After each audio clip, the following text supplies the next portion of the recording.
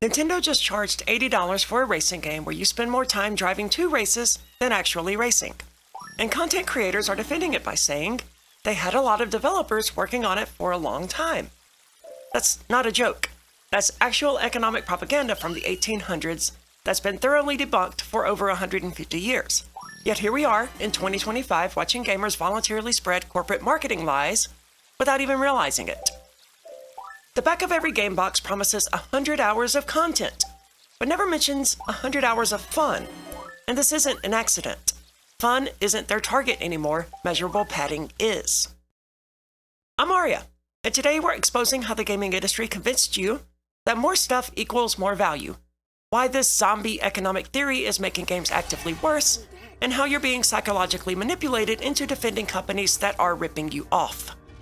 The most successful con in gaming history isn't microtransactions or loot boxes, it's convincing you that wasting your time equals getting your money's worth. So today we're going to dissect why content doesn't equal value. We're going to examine the psychology behind why we fall for this lie and reveal how this obsession with measurable metrics is actively making games worse.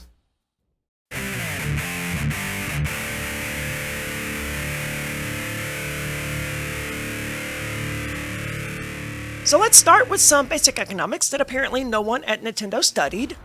The labor theory of value suggests that the value of a commodity is determined by the amount of labor required to produce it. More work equals more value. Simple, right? Unfortunately, it's complete nonsense. An $80 price tag for a game that honestly didn't look like it could even remotely justify that price with its content. And even after it came out, yeah, that sentiment was shared among almost everybody. But obviously, with it being pretty much the only game you could play at launch, that didn't stop people from buying the game, myself included. But man, there was just not enough content here. Even if they priced it at $70 like they're doing with most of their other releases. I don't want to call Mario Kart World a quick cash grab, because I understand that many passionate developers contributed to this game.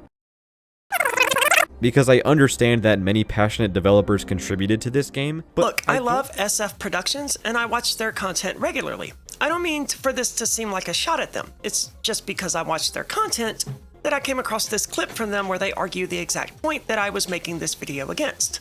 But they're not alone in this. If you watch enough gaming content, you will find no end of content creators making these arguments, and I get it. The arguments make sense at a glance. But there's one problem. They don't stand up to scrutiny. Imagine I spend 6 months handcrafting the world's most elaborate buggy whip. I use the finest leather, employ traditional techniques passed down through generations, and put in 500 hours of meticulous work.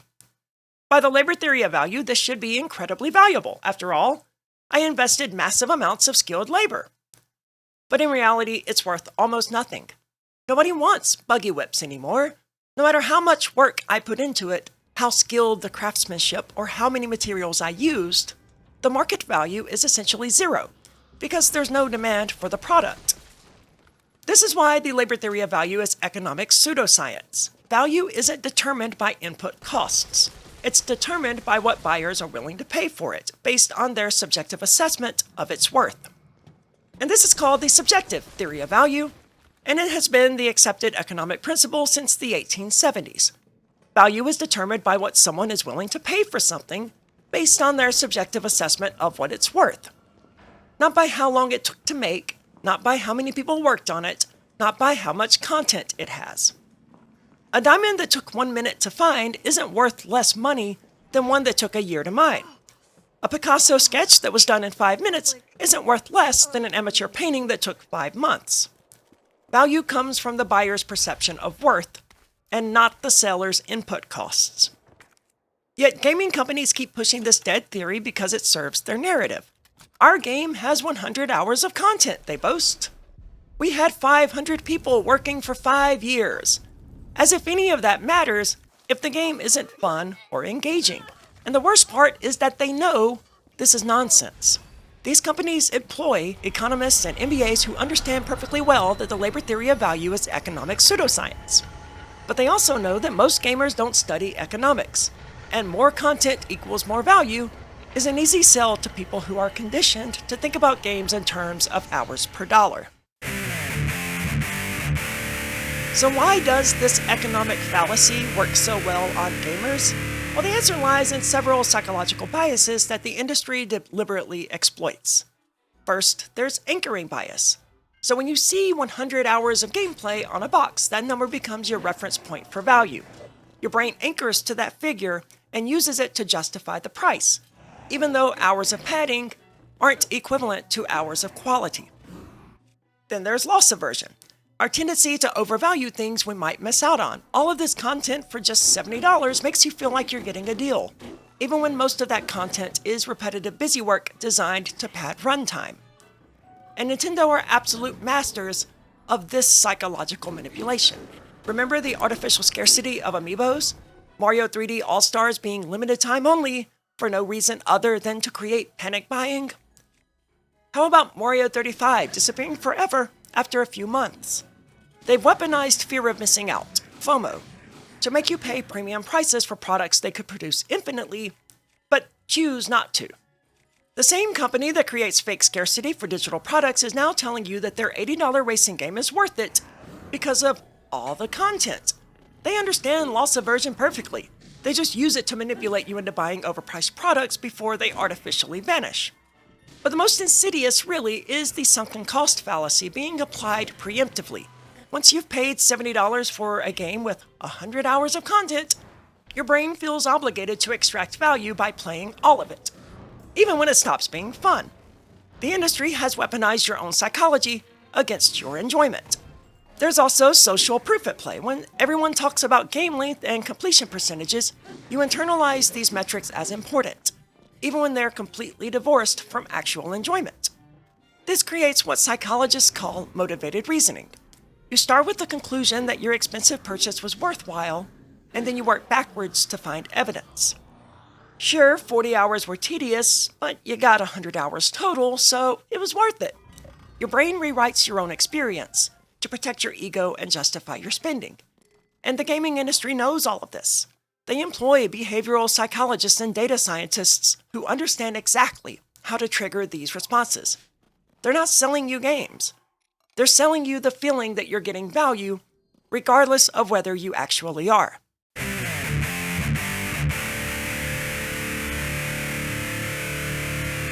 And here's where the economics get really interesting. The gaming industry's obsession with content metrics is creating content inflation. Games get longer and more bloated without proportional increases in quality or enjoyment.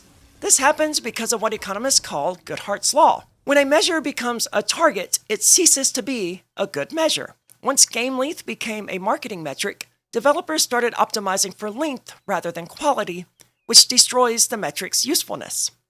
Think of it like this. If restaurants started advertising 200 bites per meal, you would get giant portions of terrible food. The metric becomes meaningless because everyone starts gaming the system. Content inflation also creates opportunity costs for both developers and players. Every hour spent creating filler content is an hour not spent polishing core mechanics. Every hour you spend grinding through padding is an hour you could spend playing a better game. And let's also be clear about this, development costs do matter. Materials cost money, paying developers costs money, and these are legitimate business expenses that affect pricing. But the problem is that the gaming industry has created wildly bloated development budgets by focusing on the wrong things. Modern AAA games cost $100 to $200 million to develop. But where does that money go? Well, not into making games more fun. It goes into photorealistic grass that players barely notice because they're staring at a minimap. It goes to celebrity voice actors who phone in their performances. It goes to marketing campaigns that cost more than the actual development of the game. Hundreds of employees creating padding content instead of focused experiences. Compare this to Clair Obscur Expedition 33, which cost an estimated $30 million to develop. Although no one really knows, it could have been as low as $400,000 or $500,000 or as high as $30 million. The developers are not saying. Anyway, it delivers a complete, polished experience that respects your time and intelligence. And I've got over 150 hours in this game. But pay attention to what I just said. I just used it as a metric. I want to be clear that when I say I've got 150 hours in this game, I'm using time as a shorthand for enjoyment.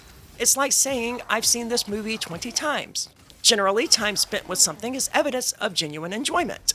I could say I'm on my New Game Plus playthrough and did every optional side quest, but that's a lot more cumbersome than just saying I've played it for 150 hours. But what those hours represent matters enormously. It would be more accurate to say that I've enjoyed playing the game immensely and have spent 150 hours doing that. I wasn't grinding through padding or mindlessly traveling between objectives. I was actually having fun. And this is why playtime became a metric in the first place. It can indicate genuine enjoyment. But the industry has perverted this natural relationship by engineering fake engagement through psychological manipulation rather than creating genuinely compelling experiences. The issue isn't that games cost money to make. It's that studios have lost all sense of proportion and efficiency. They've created unsustainable cost structures and then passed those inefficiencies on to consumers while pretending it's about content value. From a market efficiency perspective, this is economically destructive. Resources are being misallocated. Companies hire hundreds of people to create content instead of smaller teams that focus on creating experiences. Then they justify these bloated budgets with debunked economic theory, which creates what economists call a market for lemons scenario. When consumers can't easily distinguish between high-quality and low-quality games based on marketing metrics, the market gets flooded with low-quality products masquerading as premium experiences. Publishers discovered that they can charge $70 for a 100-hour mediocre game more easily than they can charge $40 for a 10-hour masterpiece, even though the masterpiece provides more actual value per dollar. So the metric of game time has completely divorced pricing from quality. And this is why we see games like Assassin's Creed padding their length with repetitive outposts and collectibles, while games like Journey or Portal, genuine masterpieces that respect your time, struggle to justify premium pricing despite providing more value per hour than any bloated open-world collectathon.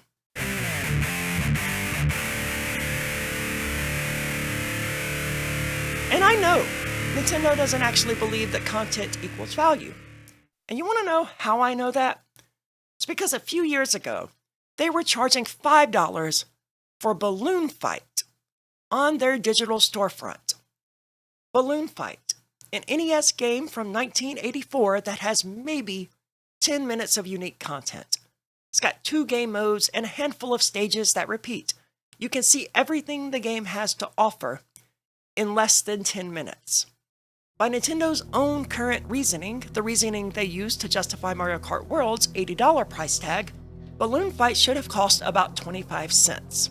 If content determines value, and Mario Kart World has roughly 200 times more content than Balloon Fight, then the math is simple. But Nintendo charged $5 because they knew people would pay $5 for nostalgia, the convenience, the simple fun of the game. Value came from what the game meant to players, not from how much stuff it contained. Now, when it's convenient for justifying higher prices, suddenly content is everything. It's corporate doublespeak at its finest. This isn't just hypocrisy, though. It's proof that Nintendo understands the real economics of value. They know that content doesn't equal worth. They charge based on what they think the market will bear. Then they reverse engineer justifications using debunked economic theory. The same company that thinks a 10-minute NES game is worth $5 now claims that their $80 racing game is fairly priced because it has content. So which is it, Nintendo? Either Balloon Fight was massively overpriced, or admit that content doesn't determine value.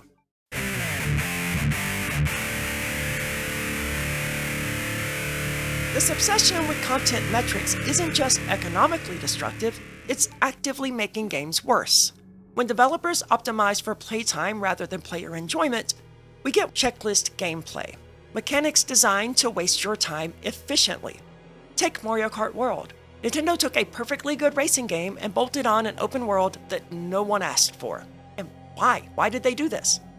Because open world means more content, and more content justifies higher prices. Never mind that the racing is mostly unchanged from Mario Kart 8. Never mind that the open world is mostly just empty straight ways between races. They've literally reduced the actual racing on tracks by 2/3 and replaced it with commuting. You now spend more time driving to races on highways than actually racing on circuits. And this is the logical endpoint of content-based pricing, developers padding their games with busywork to hit arbitrary length targets. Every Ubisoft game with 200 identical outposts, every RPG with 50 fetch quests, every open world with 500 collectibles that add nothing to the experience. The industry has created a perverse incentive structure where waste equals value. Players demand bang for their buck, so developers give them bang. Lots of loud, meaningless bang that signifies nothing. Meanwhile, games that respect your time get punished in the marketplace. Titanfall 2 had an incredible campaign, but it was only 6 hours long, so it lacks content. Portal is a masterpiece of game design, but it's too short for full price. We've trained the market to reward bloat over brilliance.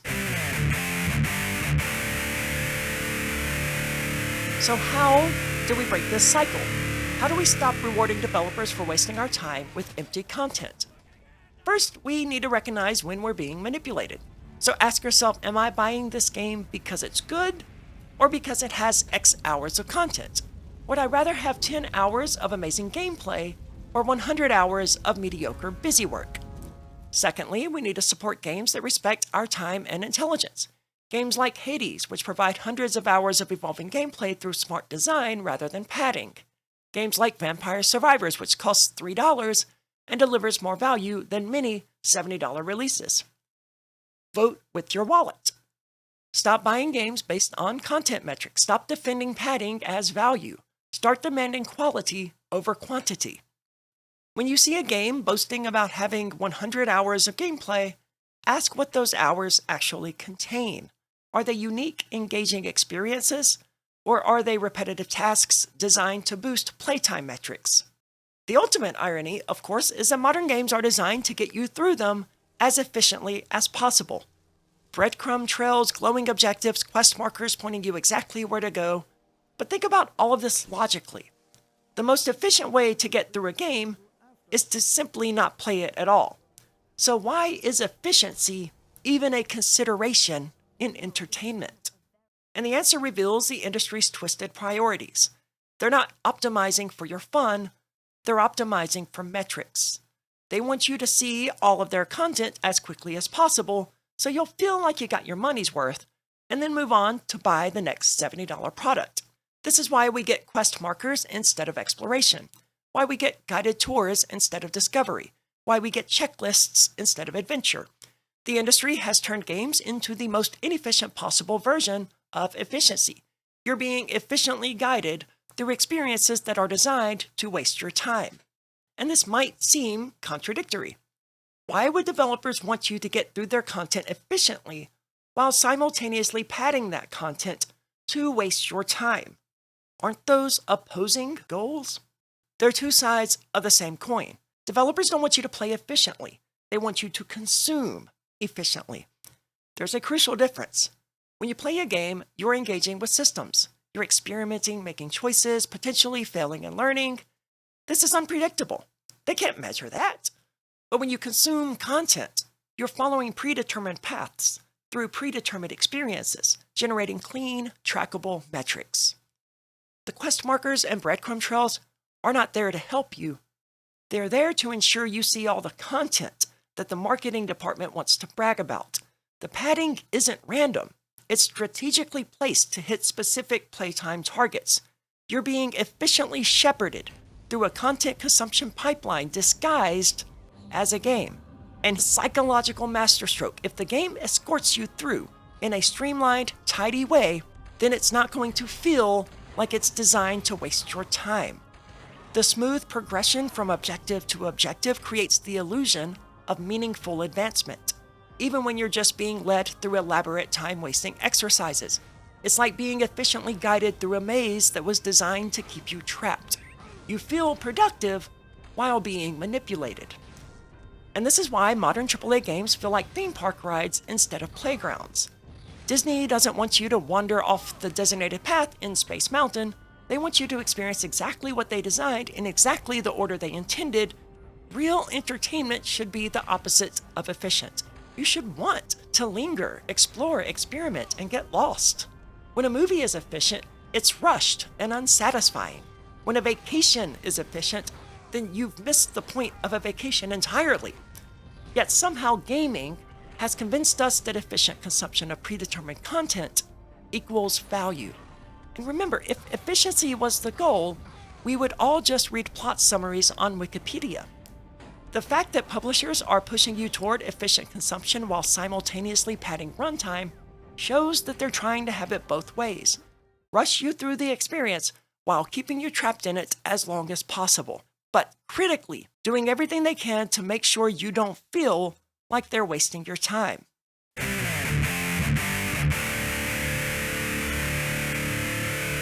Every time you buy a $70 game because it has lots of content, you're telling the industry that padding works.